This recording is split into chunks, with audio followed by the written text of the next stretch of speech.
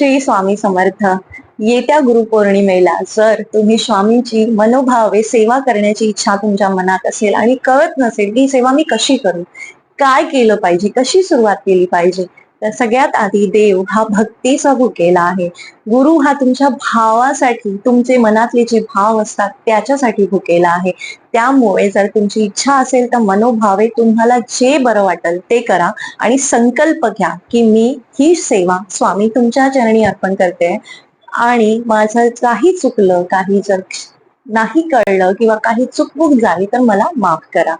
आणि जर स्वामींची सरळ सोपी सेवा तुम्हाला करायची असेल तर स्वामींची ही जी पोथी आहे ही तुम्ही वाचू शकता. आदल्या दिवशीपासून सुरू करू शकता, त्या दिवशी पूर्ण एका बैठकीत तुम्ही पारायण करू शकता, स्वामींची माळ जप करू शकता आणि स्वामींचा जो तारक मंत्र आहे तो तुम्ही 1 वेळा किंवा 11 वेळा जप करू शकता. बस. आणि सगळ्यात मोठी गोष्ट की तुमची जी भाव आहे, तुमचे जे इमोशन्स आहे, तुमची जी भक्ती आहे ती फक्त स्वामीपर्यंत पोहोचली पाहिजे, एवढं लक्षात ठेवा. फक्त करायचं म्हणून नाही तर मनापासून करायचं हे ठरवा. श्री स्वामी समर्थ. गुरुपौर्णिमेच्या तुम्हा सर्वांना खूप खूप शुभेच्छा.